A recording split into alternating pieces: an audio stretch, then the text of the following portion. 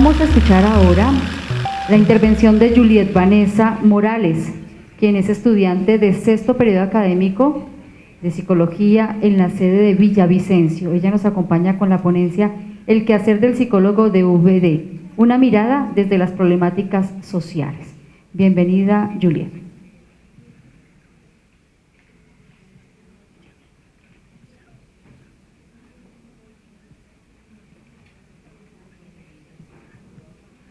Bueno, buenos días. Me presento igual formalmente y personalmente. Mi nombre es Vanessa Morales. Acabo de terminar sexto semestre, estoy próxima, si Dios quiere, a ingresar a séptimo semestre en la Corporación Universitaria Minuto de Dios, Vicerrectoría Regional Llanos, en Villavicencio. Bueno, pues yo primero quiero darle las gracias a la universidad y evidentemente a los organizadores del evento por propiciar estos espacios que son pues bastante significativos, sobre todo para nosotros que venimos de otras sedes. Por lo menos yo no tenía la oportunidad de conocer la sede principal acá de Bogotá, y muchísimo menos de conocer otros compañeros y los coordinadores de los programas de las diferentes regionales, ¿vale? Entonces agradecerle a ellos. Me voy a tomar un minuto también para agradecerle a mi coordinadora de programa, que es María Isabel Rodríguez, por su voto de confianza en mí, por su compañía y por su apoyo incondicional, porque siempre ha estado pues ahí como muy pendiente de mi proceso. Agradecerle también obviamente al profesor Iván Ricardo Perdomo, porque no, pues ha hecho grandes aportes también a mi proceso de formación académica, a ellos pues, y a todos ustedes, mil gracias. Mi propósito el día de hoy no es diferente, sino compartir con ustedes una reflexión acerca más o menos del quehacer del psicólogo VD respecto a algunas problemáticas sociales y a la responsabilidad que tenemos nosotros pues, en el ejercicio que desarrollamos y que vamos a realizar. Bien. Bueno, antes de empezar pues, y entrar en materia, yo quiero compartir con ustedes una frase de Ignacio Martín Baró que dice así: se trata de poner el saber psicológico al servicio de la construcción de una sociedad donde el bienestar de los menos no se asiente sobre el malestar de los más, donde la realización de los unos no requiera la negación de los otros, donde el interés de los pocos no exija la deshumanización de todos. Pasemos, por favor. Bueno, yo creo que para nadie es un secreto que así como el país, Colombia tiene aspectos positivos y factores que nos hacen sentir pues orgullosos de pertenecer al mismo, pues también hay ciertas problemáticas que merecen atención, ¿no? Y que hacen ver pues como una cara negativa de Colombia. En esa medida pues considero que Colombia necesita pues la respuesta inmediata de personas que tengan el conocimiento y que tengan la capacidad de crear algunas estrategias en base a esas soluciones para dar solución a esas problemáticas. ¿Problemáticas como cuáles? Problemáticas como la pobreza, como homicidios, como la falta de educación, como el desplazamiento y la desaparición forzada, y como todas aquellas problemáticas que yo creo que cada uno de nosotros conocemos. ¿Qué pasa también? Que, bueno, esa exclusión social que se vive acá en el país y como esa falta de participación de todos los colombianos en medidas culturales, en medidas políticas, en medidas económicas, y esa falta de recursos y derechos básicos que nosotros tenemos, o el acceso a esos recursos, pues hacen que muchos colombianos pues se enfrenten a esas problemáticas diariamente. Hay tres elementos que yo tomo, por ejemplo, de la exclusión social, que es el servicio de salud que se presenta en el país, la informalidad y la pobreza, por ejemplo. Entonces, el servicio de salud, pues todos sabemos que es un servicio de salud deficiente. Si bien ya se ha venido trabajando todo el cubrimiento del servicio de salud, y según las estadísticas nos dicen que más o menos el 96% o al menos más del 90% de la población ya cuenta con el servicio de salud, pues es un servicio de salud que es deplorable, ¿sí? Tiene una calidad pues absolutamente mala, o por lo menos eso es lo que uno escucha en el común de la gente, que es totalmente válido. A veces no se debe solamente por las políticas de ley, sino también por la formación deficiente de los mismos profesionales. La informalidad por su parte, entonces las estructuras económicas pues no permiten que los colombianos como que accedan a una labor formal, y entonces para generar ingresos pues les como que deben ir a acudir al trabajo informal. ¿Cuál es el trabajo informal? Pues ese trabajo de supervivencia o ese trabajo de rebusque que coloquialmente llaman, ¿no? Entonces son trabajos de de comercio, son trabajos de servicios domésticos, son trabajos que evidentemente no dan una seguridad social a ninguno de nosotros, ¿no? Y la pobreza, por su parte, pues imagínense, los niveles de pobreza siempre son bastante elevados. Si uno ve estadísticas, pues las estadísticas, yo soy de las que comparto que de alguna manera pues como que manipulan un poco estadísticas, entonces por eso nunca me gusta hablar de eso. Pero si combinamos pobreza con, por ejemplo, con conflicto armado, pues se vuelve complicada la cuestión, ¿no? Porque entonces el conflicto genera destrucción y la pobreza, pues las escasas posibilidades que tienen las personas pobres, pues tienden a que tomen acciones delictivas. Por ejemplo, ¿qué otra problemática se ve? La falta de educación. Entonces, si bien también se ha venido manejando la alfabetización, ¿sí?, pues igual todavía no hay ese acceso a la educación. Y los niños o jóvenes que pueden acceder a esa educación, pues también acceden a una educación deficiente. Eso sin hablar de la deserción escolar y de la falta de orientación vocacional que se dan en las escuelas. Esa orientación vocacional por ley se debe dar tanto en escuelas públicas como privadas, ¿no? Pero entonces en Villavicencio la vez pasada hacíamos como una especie de estudio y nos fuimos a algunos colegios, bueno, ¿y la orientación vocacional qué pasó? Y decían, no, pues ahí está la ley y más o menos dos orientadores por 500, 800 estudiantes, pero pues esa ley todavía no se implementa, como para variar, pues todo queda en un papel y nada que se ejecuta. Y el orientador que hay por, no sé, 1000 estudiantes o algo así en colegios públicos de Villavicencio, pues simplemente hacen 1 o 2 charlas para el proyecto de vida de estos jóvenes. ¿Qué pasa? Que ellos salen convencidos de que van a estudiar alguna carrera, de que sirven y que tienen las competencias necesarias para estudiar lo que ellos escogen, pero pues evidentemente en primero o segundo semestre se dan cuenta que no, que el proyecto de vida no va acorde a eso, y obviamente pues se retiran de la misma. ¿Qué otra problemática, por ejemplo? Bueno, y hablando también del trabajo infantil, ¿no?, que se conocen estadísticas, bueno, más o menos el 9,8% de los niños pues están trabajando y evidentemente un 34,5% más o menos pues no está accediendo a la educación. Entonces, ¿qué está pasando con todos estos niños? Pues no sabemos, ¿cierto?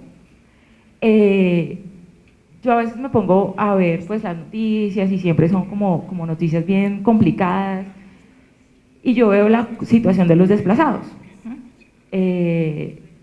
Y yo digo, bueno, ¿y qué puede sentir una persona que es desplazada? Y ojalá todo el mundo, y de pronto, evidentemente sí se han hecho la pregunta, ¿cuáles son los sentimientos de estas personas? Entonces yo digo, bueno, los sentimientos no pueden ser otros que tristeza, que desconfianza, frustración, vergüenza y por supuesto un enorme sufrimiento.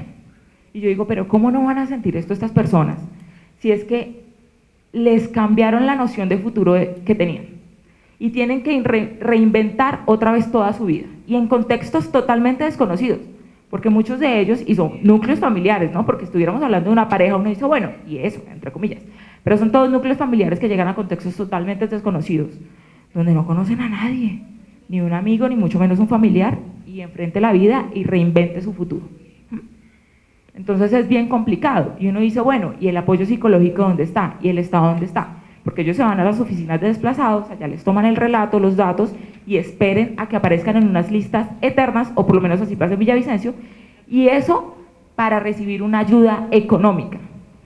Pero en ningún momento dicen, no, venga, usted necesita ayuda, usted necesita un acompañamiento psicológico, evidentemente usted tiene que hacer un proceso de duelo, ¿sí?, porque entonces quedan en duelos estancados, donde solamente piensan en destrucción de todo, en venganza, y quedan ahí estancados, o ni siquiera, aparte que no tienen el acompañamiento, pues tampoco pueden hacer como un duelo propio, ¿sí?, sin el conocimiento teórico, evidentemente, porque pues estamos hablando de gente que no tiene el conocimiento académico, pero quedan ahí porque la supervivencia es más importante, porque si ellos se quedan ahí pensando, voy a hacer proceso de duelo y todo eso, pues ¿de qué van a vivir? No, así como llegan desplazados forzadamente a contextos totalmente desconocidos, pues les toca enfrentar esa realidad, ¿cierto?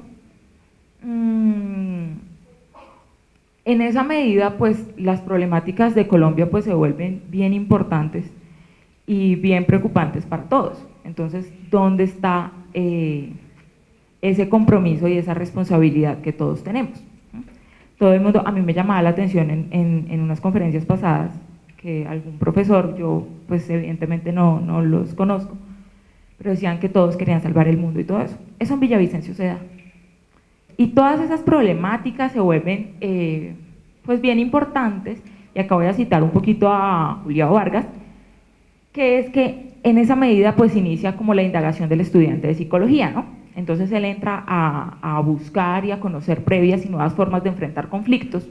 ¿Y qué pasa con eso? Que se va a dar cuenta que la investigación se vuelve un ejercicio fundamental, es un ejercicio ético, y que esa investigación le va a dar como los métodos, los elementos teóricos y metodológicos para conocer, para construir y para aplicar procesos de intervención pues apropiados. ¿Y qué va a pasar con eso? Pues que evidentemente el estudiante de psicología, o se espera, pues que se vuelva un agente transformador de la realidad, un agente transformador social. Pasemos, por favor. El modelo educativo, yo no me voy a extender porque evidentemente tuvimos una charla acerca del modelo educativo, pero es bien interesante. El modelo educativo, bueno, evidentemente, pues en base a las características de la universidad y su relación pues con comunidades, entidades y estudiantes con los que se desarrolla, y por supuesto en base al pensamiento y obra del padre Rafael García Herreros, pues crean un modelo educativo praxeológico, ¿cierto? Y como todos sabemos, pues la praxis entendida como un ejercicio intrínseco del individuo para transformar la realidad en la que vivimos. Y la universidad pues espera, evidentemente, o el modelo educativo pretende, y está muy bien, incita a los estudiantes a que como que junten y hagan una relación de todo ese conocimiento académico que tienen y de esa praxis precisamente para articular ¿qué? Pues para articular su proyecto de vida en sí mismos y en la sociedad, ¿sí? Compartir, no quedarse como en esa personalización, sino evidentemente pues hacerlo más colectivo. ¿Cómo se da? Pues en tres instancias, en tres ejes: desarrollo humano, responsabilidad social, competencias profesionales. Desarrollo humano pues que busca básicamente pues que el estudiante haga un equilibrio entre su conocimiento académico y entre su proyecto de vida, ¿cierto? ¿Cómo nos ayuda la universidad a eso? Pues con las materias transversales, con las asignaturas transversales y con bienestar universitario, por ejemplo. ¿Qué pasa con la responsabilidad social? Que busca ese eje, que el estudiante tenga una sensibilización y una crítica a esas problemáticas sociales que se vienen presentando en el país, que son pues bastantes. ¿Cómo podemos hacer el ejercicio de la universidad? ¿Cómo nos brinda esa oportunidad? Pues a través de prácticas profesionales y evidentemente de un ejercicio continuo de investigación, ¿sí? Porque pues si no investigamos, como ya lo hemos venido, pues es muy difícil. Y pues la investigación también nos ayuda ahí, de paso, pues a posicionar la psicología, ¿no? ¿Qué pasa con las competencias profesionales? Pues simplemente como articular esa teoría y esa práctica y construir nuevas personas, siempre con una actitud de aprender a aprender. ¿Qué nos va a generar todos esos tres ejes? Pues unas competencias. Pasamos, por favor. Pues nos van a generar unas competencias como cuáles, como conocimiento en sí mismo, como respeto por la pluralidad, que me parece bien importante, estamos en un país supremamente multicultural, la creatividad en su profesión, para eso nos puede ayudar bastante el hábito de la investigación, la destreza para analizar la realidad y para involucrarse en proyectos sociales. ¿Qué nos van a generar todas esas competencias? ¿O qué le van a generar? Sí, nos van a generar a los estudiantes de psicología, pues ser precisamente agentes de transformadores sociales. Acá es importante, a mí me gusta involucrarse en proyectos sociales y destreza para analizar la realidad. Yo cito un poquito a Ignacio otra vez, Ignacio Martín Baró, y él decía que no debemos quedarnos con el conocimiento teórico, ¿no? Porque es que la realidad de los libros pues es como más bonita y es más coherente, ¿sí? Entonces quedemos con el libro. Yo en ningún momento, claro que necesitamos todo el conocimiento teórico, evidentemente, pero no quedarnos ahí, poner todo eso en práctica, porque si no, pues ¿de qué sirve? Pues de nada. Entonces siempre, aunque la realidad, como la realidad de la vida pues es absurda y es un poco complicada, entonces ¿para qué? Pero no, pues siempre es importante, ¿no? Y así de verdad se va a ver nuestro ejercicio como psicólogos. Pasamos, por favor. Bueno, y tenemos la reflexión sobre la capacidad y oportunidad que tiene el psicólogo VD de desenvolverse en diferentes contextos. Pásale, por favor. Bueno, pues el psicólogo de la VD evidentemente debe ser poseedor de una serie de capacidades y competencias para desenvolverse pues en varios escenarios. Pero ese estudiante VD pues debe ser, yo acá, el profesor Antanas Mocus habla de algo que se llama el anfibio cultural. Y el anfibio cultural, básicamente, porque yo no me voy a extender y tampoco soy experta en el tema, entonces, pero básicamente, ¿qué dice? Pues que es un individuo que tiene la capacidad de desenvolverse muy fluidamente por diferentes contextos. Y aparte que es un transportador de verdad. Entonces, si yo estoy acá en este contexto y conozco esa realidad y después voy a dar un saltico y me voy a meter acá a otra realidad, pues yo voy a compartir esa experiencia, pero siempre con verdad, ¿no? Como realmente se vive. Y que aparte de eso puede ser como un intérprete de todos los conocimientos específicos. Por ejemplo, entonces el anfibio cultural pues debe ser capaz de traducir o de interpretar esos conocimientos que se dan en la universidad, en la academia, y pasarlos a escenarios totalmente comunitarios. Entonces no quedarse, como les venía diciendo, simplemente con lo teórico, sino bueno, ¿cómo va usted a poner en práctica toda esa teoría en espacios realmente sociales? Pásala, por favor. Y en esa capacidad, pues yo esperaría, evidentemente, que todos fuéramos como anfibios culturales, sería buenísimo. Y esas competencias pues nos dan la oportunidad de ejercer nuestra profesión y nuestro ejercicio en diferentes contextos, en diferentes escenarios. Esos contextos nos los da la misma carrera, la psicología. Entonces, yo evidentemente, a mí me gusta mucho el enfoque social, yo creo que ya se dieron cuenta, la universidad tiene el enfoque social, pero pues yo sé que no a todos, y pues obviamente hay opciones y hay gustos absolutamente para todos. Yo siempre pongo, está la psicología del deporte, está la psicología clínica, la psicología organizacional, la psicología jurídica. La psicología deportiva, por ejemplo, buenísima, escenario prácticamente nuevo en Colombia, 30 años más o menos, no se hace mucha psicología del deporte, un escenario apropiado para el que le guste, entendiendo obviamente la actividad física como intrínseca del ser humano y como generadora obviamente de calidad de vida. La psicología jurídica, por ejemplo, interesante también. ¿Por qué? Y si lo vemos dentro del contexto nacional. Entonces el psicólogo jurídico evidentemente va a tener todas las herramientas, o se espera que tenga todas las herramientas y todas las competencias para ser un agente un agente y ayudar a la construcción de la justicia del país. Buenísimo, ¿no? En el país siempre escuchamos, y es así, que las personas pues que viven en situación de vulnerabilidad o de pobreza pues no tienen acceso a la justicia, ¿cierto? Y a un debido proceso. Y el psicólogo puede hacer parte de eso, puede ser un constructor de justicia porque tiene las competencias y los conocimientos. Además, él tiene las competencias, por ejemplo, para contribuir a crear estrategias con las instituciones penitenciarias del país. Hace unos meses escuchábamos que las cárceles estaban en hacinamiento y en Villavicencio se regó el rumor que los jueces entonces no estaban encarcelando a nadie, porque precisamente la cárcel estaba en hacinamiento, entonces pues ¿a dónde los iban a meter?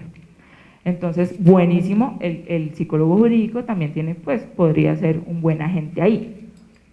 ¿Qué pasa también? Yo siempre he dicho, el sistema penitenciario pues es como, bueno, unos muros y que vayan allá pues evidentemente personas, o en la mayoría de los casos personas que sí, que han cometido errores. ¿Sí? Entonces allá todo lo que la sociedad no quiere, todo lo que la sociedad rechaza, usted no cabe dentro de la legalidad y lo que la sociedad espera, entonces que vaya detrás de esos muros, ¿cierto? Y allá se quedan, pero no hay ningún proceso en realidad, o por lo menos eso pasa en Villavicencio, que he tenido la oportunidad de visitar algunos centros penitenciarios. Y entonces simplemente es allá y se quedan allá, y ellos salen igual o peor, ¿sí? Porque nunca hay un acompañamiento psicológico. Entonces alguna vez yo hablaba con un psicólogo de allá de la cárcel, y entonces decía, no, pero es que a nosotros no nos pagan por eso, el Estado no paga por eso. Nosotros en realidad, bueno, yo decía, bueno, entonces ¿qué hace acá? Pues si no ayudar a construir sociedad, sí, realmente. Entonces, bien interesante eso, ¿no? Entonces ahí también se puede contribuir bien. La psicología social, por supuesto, que es dividida pues en ambiental, comunitaria y política, ahí tenemos pues como para el disfrute ambiental, para focalizar el estudio obviamente en cómo el comportamiento humano pues se ve afectado por aspectos bien específicos, bien sea cambios climáticos o el ruido o la contaminación. La política sí pues evidentemente nace de la psicología social, donde los psicólogos sociales empezaron como a hacer esa parte consciente y como decir, bueno, esto se está involucrando mucho en nuestra vida y esa realidad interna o externa pues está afectando de alguna manera, directa o indirectamente, nuestra realidad inmediata. Entonces también una forma chévere de hacer psicología social política. Y la psicología social comunitaria, por supuesto, entendida, por ejemplo, como lo hace la licenciada en psicología Maritza Montero, que es simplemente darle como una organización a lo popular y un desarrollo a lo comunitario, ¿no? Entonces, ¿cuál puede ser un mecanismo, por ejemplo? Pues la investigación acción participativa, se me ocurre a mí, por ejemplo, para que el investigador pues realmente se involucre en esos escenarios, ¿no? Y de verdad vea qué es lo que quiere y pretende estudiar. Se me ocurre a mí. Pasemos, por favor. Entonces, bueno, el psicólogo social, de acuerdo al contexto donde se esté desempeñando, pues debe implementar mecanismos de participación.